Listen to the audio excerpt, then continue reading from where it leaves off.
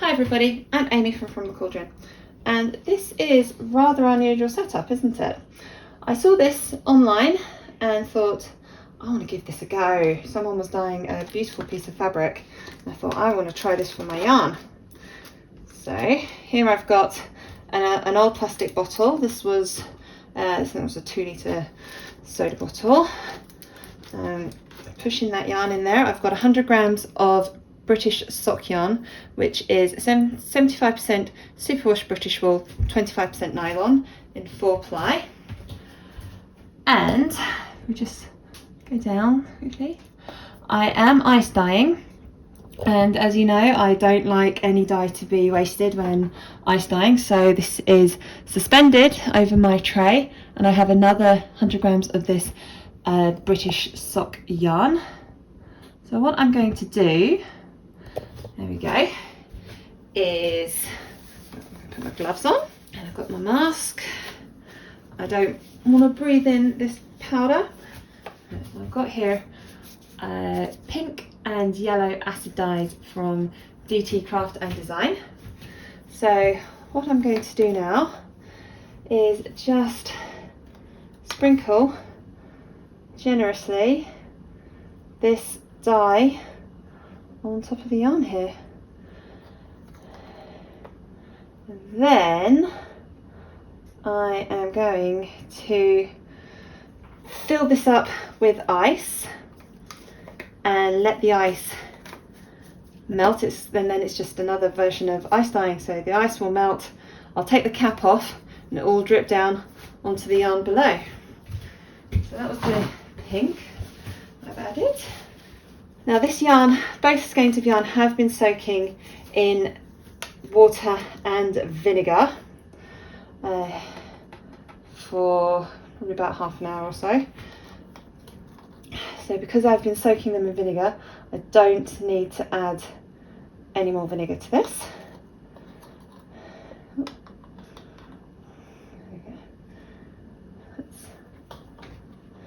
That's all right. A little bit more yellow, touch more. I think I'm happy with that. See those lovely pink and yellow sitting there. I can't see any breaking, which is good.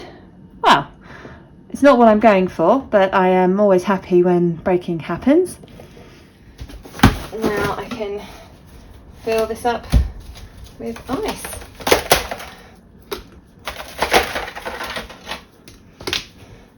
So this ice will just, this is just a different way of applying all the ingredients needed for yarn dyeing. And then once all the ice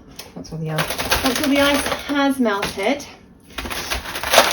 I will heat set all of this. Because when you're dyeing animal fibres like this, you need acid.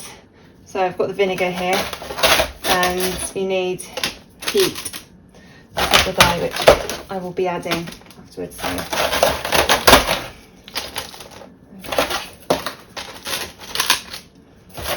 there we go. So that's enough there. Now I'm going to unscrew this and just leave it to all melt. Now we are in the middle of a heat wave at the moment.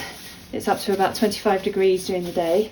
It is the evening now, so it will take a little bit longer to melt, but that's absolutely fine. So yeah, I'm just going to leave this, and I'll come back to this tomorrow morning, see what we've got. It's only been about half an hour or so since I set this up, but you can see that the dye is starting to move down the yarn. The ice is melting. And you can see here, this is where the top, that's the top of the yarn, that's where the dye would have sat, and it's all starting to drip down. So you've come around the side. Look at all that pink. See, that was just on the top. But look at that, all coming down. And if we come down here, you can see there are some spots already dripping through. The next day, and have a look at that. That pink is going all the way down into there. Look, that yellow has moved quite a bit too. So now I'm going to steam this. Pot of boiling water, my steamer basket that I don't use for food. I don't use any of this for food. And wow, check this out. It's a lot more pink than yellow, but wow, that looks great. I'm just going to put that on and leave it to steam for maybe 40-45 minutes. And this is what was left over. There wasn't as much dye dripped down as I thought there would be. You can see there's a lovely pink splodge in the middle, and I think this yellow was probably stuff that I that I dropped. So I'm just going to, ooh, wow. All right, I spread this out, and I'm going to add a little bit more dye to it. I was going to add some pink, but I don't think I will. I think I'm just going to top up the yellow. Look, there's some lovely pale pinks there, some beautiful bright pinks. This is still very wet from all the ice that has dripped down. I've only got one glove on, so that's why I'm only doing this one-handed. Kind of spread it out as much as possible. Please do excuse the banging noises, we're having some work done on the house. Right, there's no heat on this yet. I'm just going to put my mask back on. I'm just going to sprinkle this yellow powder all over. Be quite generous with this because yellow is sometimes a colour that gets absorbed and overwhelmed by other colours. So make sure there's plenty of yellow here. Okay. I think that's probably just about enough. This is the bottle that I had all this yarn in. You can see there's some lovely dye left in there, so I'm going to fill this up with water because I hate to leave any dye behind. I hate to waste dye.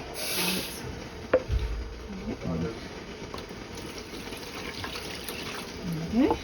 Add a bit more water. I'm not going to add any vinegar because there is already vinegar in this, as the yarn was soaking in vinegar. I'm just going to turn this temperature on and let it come up to just below a boil, and then let it just sit there at a simmer for about 20 minutes. Let all the dye absorb, and then we'll see if we want to add any more pinks or yellows, or if it's fine how it is. Okay, it's not quite been 20 minutes, but I think I am going to add the tiniest little bit of pinks. Just so this yellow is gorgeous. I'm just going to add the tiny little bits of pink. There we go. That'll do. There we go. And I'm just going to leave this until all the dye has all set to the yarn. Hopefully it won't take more than about 20 minutes or so. Oh yeah, I like that, the big yellow patches with a splodge of pink. And that pink is just, ooh, I love that. It's been about 45 minutes. Let's have a look at this. Oh wow, check out that colour. Now there is a bit of runoff here, I can see. Let's have a little look inside.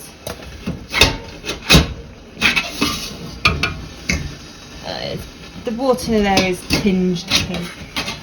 Probably about as set as it's going to get, so I'm going to just turn that off the heat and let it cool down. Then I can wash everything together. Now I turned the heat off on this after about another 20 minutes after I did the dye, and just let it cool down, and now time to wash. There is a little bit of pink runoff. If I remember rightly, I've used this pink before and it is quite a hard one to completely exhaust. So let's just do it a couple of times. Yeah, see there's a bit of pink runoff there. I just added this zip tie just to make this a little bit easier. So a little bit of washing up liquid help get rid of that pink. I'm just going to keep doing this until the water runs clear. Shouldn't take too long. So here are our finished gorgeous skeins of yarn. This was the one that I put in the plastic bottle, and I didn't do anything else to it. I just put it in the plastic bottle and then heat set it using my steamer, and it is gorgeous. Look, we've still got some lovely white patches, but there's some tiny little speckles in there, and just some, I think it's just beautiful. Got some lovely dark pinks fading into the yellows, some really dark pink mixing orange there. It's just beautiful. It's very pink dominated, but I don't think it is bad. I think it goes really well with that yellow and mixes well into that orange, and I've got almost like a purplish patches there as well. So yeah, that's one I'm very happy with this, how that's turned out. I'll definitely be using that technique again. It was so much fun. And this was the yarn mop that I had underneath to catch any drips from this.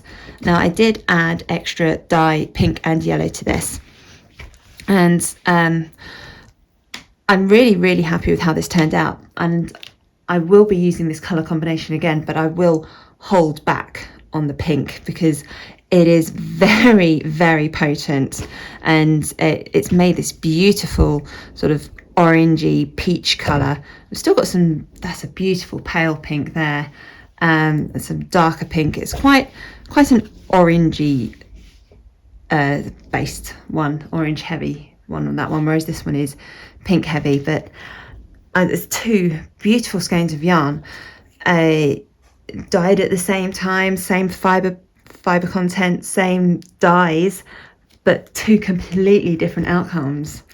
And yeah, I'll definitely be using this technique and these two colours together again very soon.